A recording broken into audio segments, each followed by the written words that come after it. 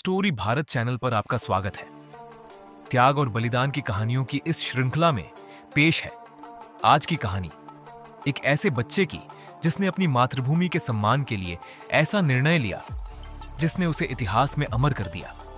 ये कहानी है एक ऐसे वीर की जिसे किसी ने युद्ध करने के लिए नहीं कहा, जिसे कोई रणभूमि में भेजने नहीं आया, लेकिन फिर भी वह अकेला पूरी सेना के सामने खड़ा हो गया। ये कहानी है हाड़ा कुंभा की।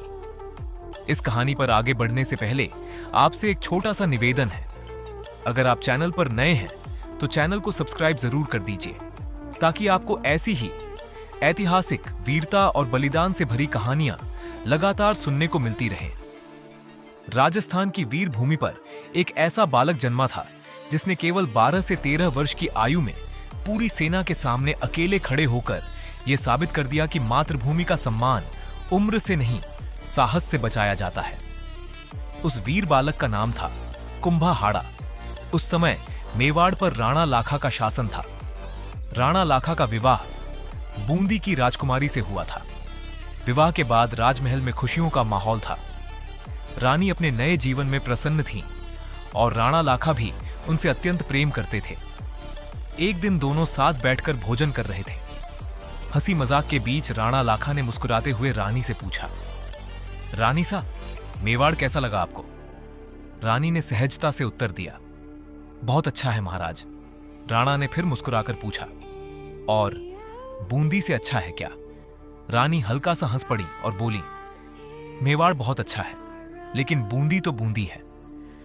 राणा लाखा ने फिर वही प्रश्न किया और हर बार रानी का उत्तर वही रहा, बूंदी तो बूंदी है।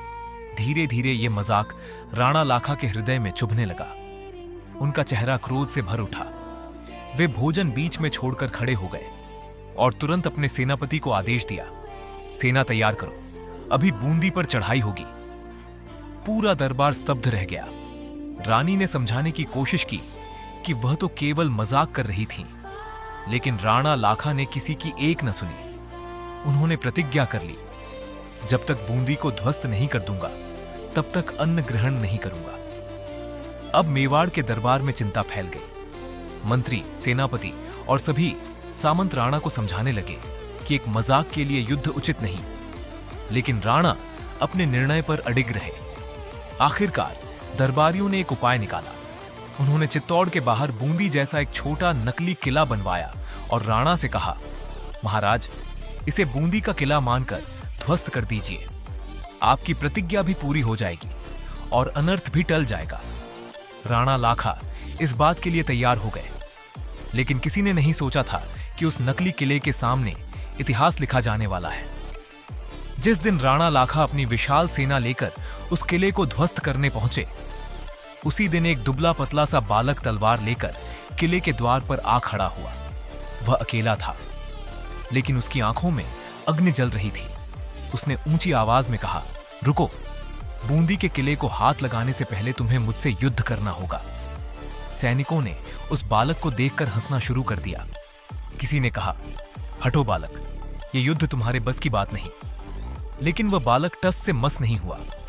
उसे राणा लाखा के सामने लाया गया। राणा ने पूछा, कौन हो तुम? बालक ने सीना तानकर उत्तर दिया, मैं कुंभा हाड़ा हूं, हाड़ी रानी का भाई।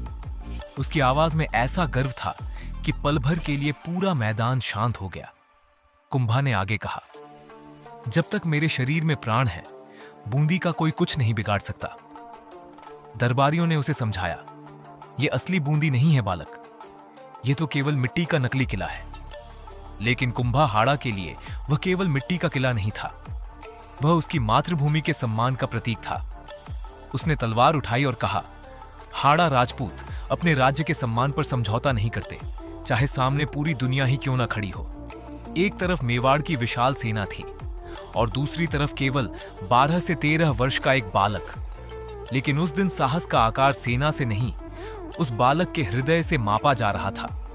कुंभा हाड़ा अकेला ही रणभूमि में कूद पड़ा। वह पूरी वीरता से लड़ता रहा। उसके छोटे हाथों में पकड़ी तलवार बिजली की तरह चल रही थी।